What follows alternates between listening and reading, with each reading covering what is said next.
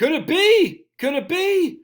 Huge breakthrough on battery storage from the Wall Street Journal, nonetheless. So you know it's true. Dateline, July 22nd, 2021. Startup claims breakthrough in long duration battery. Form Energy's iron air batteries could have big ramifications for storing electricity on the power grid. I can't believe how many people fall for this. But let's read it. A 4-year-old startup has built says it has built an inexpensive battery that can discharge power for days using one of the most common elements of Earth, iron.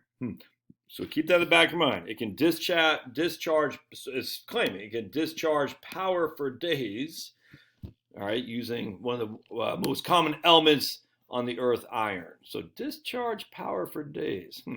Its batteries are far too heavy for electric cars, but it says they'll be capable of solving one of the most elusive problems facing renewable energy: cheaply storing large amounts of electricity to power grids when the sun doesn't shine and the wind isn't blowing, which is more often than not. The work of the Massachusetts company has long been shrouded in secrecy and non-disclosure agreements, but it recently shared its progress with the Wall Street Journal, saying it wants to make regulators and utilities aware that if all continues to go according to plan, its batteries will be available in 2025. Its backers include Breakthrough Energy Ventures, a climate investment fund, who founders include old Bill Gates and Bezos. The firm recently initiated a $2 million funding round led by a strategic investment from steelmaking giant ArcelorMittal, one of the world's leading iron ore producers. That could possibly, keep going.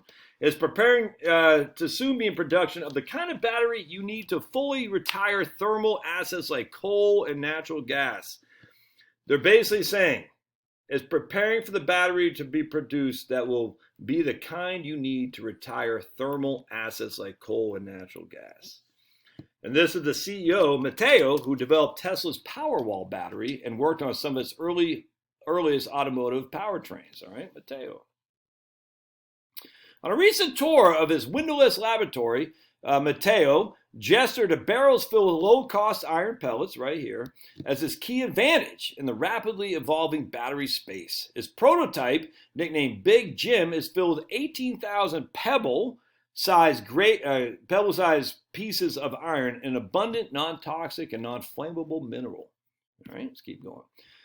For a lithium-ion battery cell, the workhorse of electric vehicles, in today's grid-scale batteries, the nickel, cobalt, lithium, and manganese minerals used currently cost between $50 and $80 dollars per kilowatt hour of storage. It's actually about $100. All right, so $100 per kilowatt hour of storage. Using iron, though, it believes they'll spend less than $6 per kilowatt hour. For each cell. Packaging the cells together into a full battery system will raise the price about $20 per kilowatt hour, so about a fifth of what it costs right now to store electricity. And this is a level at which academics have said renewables plus storage could fully replace traditional fossil fuel burning plants.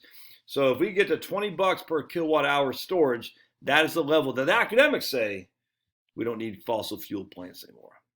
A battery capable of cheaply discharging power for days has been the holy grail due to the problem that it solves and the potential market it creates. So again, we're going to go back to a battery capable of cheaply discharging power for days. I'm keeping, because there's a comment in here that takes the cake. Regulators and power companies are under growing pressure to deliver affordable, reliable, and carbon-free electricity. Most electricity generation delivers 2 out of 3, which is reliable, affordable, and carbon-free. Most electricity generation delivers 2 of these. A long-duration battery could enable renewable energy, wind and solar, to deliver all 3. So basically, we get affordable, reliable, and carbon-free. I don't know about affordable. You're certainly not getting reliable. And you're really not even getting carbon-free with solar and wind. It's just not happening. I just like how they say a long-duration battery could enable renewable energy, let's just say wind, electricity to deliver all 3. All right. The Biden administration is pushing for a carbon-free power grid by 2035. Boy. There is widespread agreement that a combination of wind, solar, geothermal, and nuclear power mixed with short-duration lithium-ion batteries can generate 80% of electricity. All right, so this, geez, I just can't believe how stupid people are.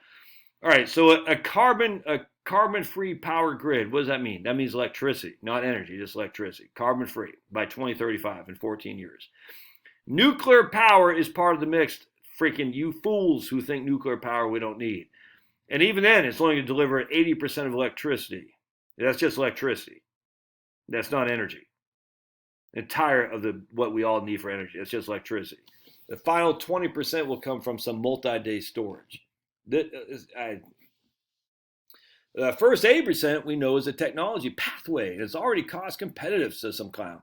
We have a good sense of the technology for the final piece. The idea. Look, okay, let's keep going. This form's battery will compete with numerous other approaches in what is becoming a crowded space. Again, all these people say Tesla's working on this, Tesla's working on that, as if there's never been an engineer or a chemist who's been working on battery storage since the dawn of mankind. The whole thing is we already have battery storage. We already have it. It's called uranium. Freaking fools. Look, these people just piss me off, pardon my French, because it's so pie in the sky. It's so evil. Because they know that we can't have this anytime soon, and yet they pretend like they can.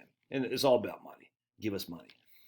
Several companies are heading to market with different battery configurations, such as solid-state design. Some think pumped water storage and compressed air can be used more widely to bank energy.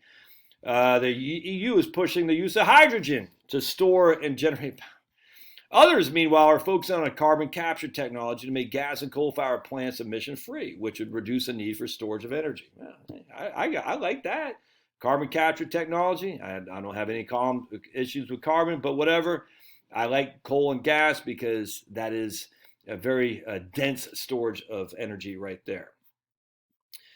This iron battery breathes in oxygen and converts iron to rust, then turns the rust back into iron and breathes out oxygen, discharging and charging the battery in the process.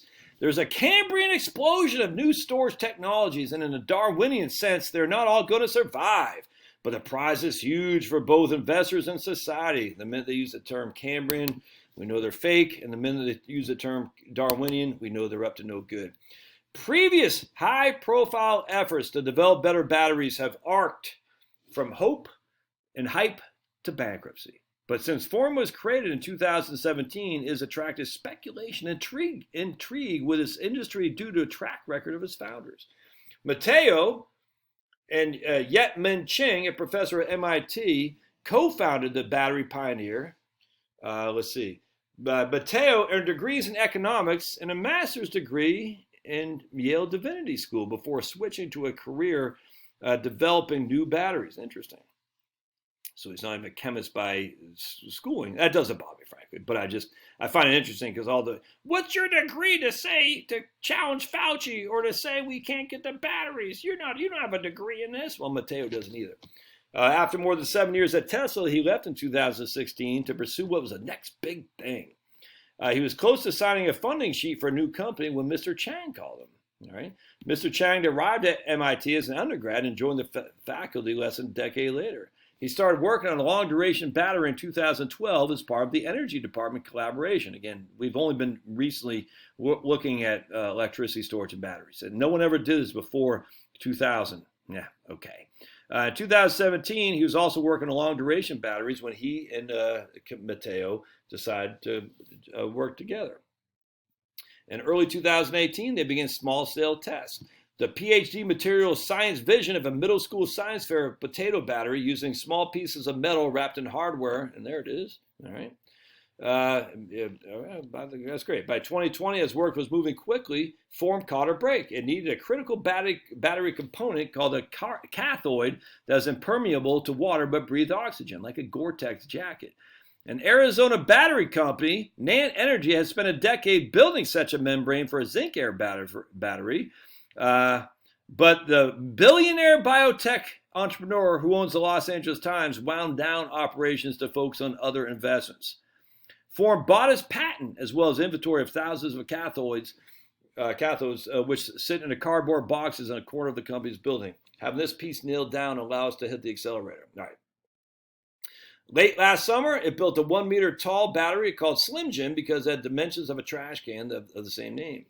If it works as expected, 20 of these cells will be grouped together in a battery. Thousands of these batteries will be strung together and filling entire warehouses and storing weeks of electricity.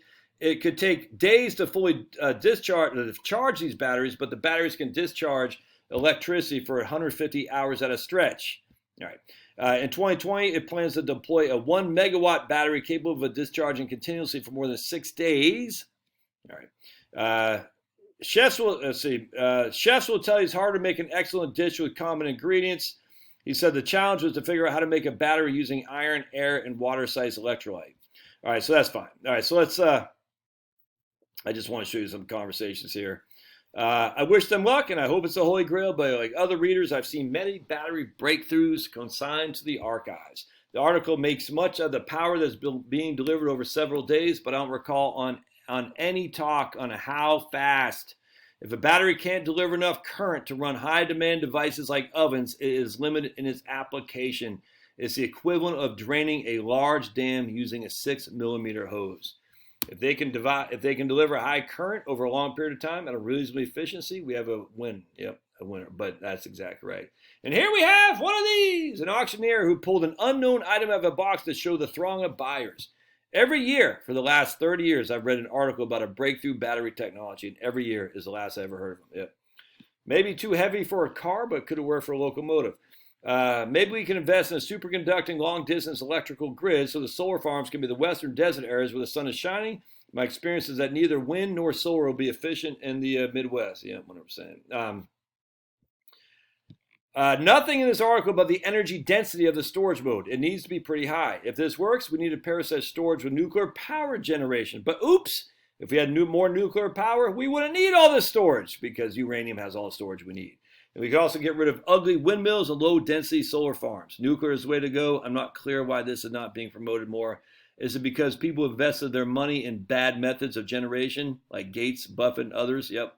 And so this guy says, nuclear energy is great. I'm a big advocate. However, one limiting factor is their massive water cooling requirements. Unfortunately, there are limited locations where a nuclear power plant could be built. Also, power transmission of long distance becomes inefficient. Thus, the water requirements, along with a bad rap, keep nuclear from being promoted further. All right, so check this out.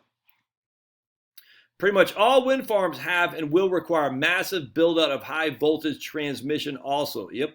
Oh, by the way, the largest nuclear facility in the U.S., Palo Verde, is at 4,200 megawatts, is not located in a large body of water. It is located in the desert east of Phoenix. It evaporates water from the treated sewage of several nearby municipalities to meet its cooling needs. Up to 26 billion U.S. gallons of treated water are evaporated each year. Yeah, 100%.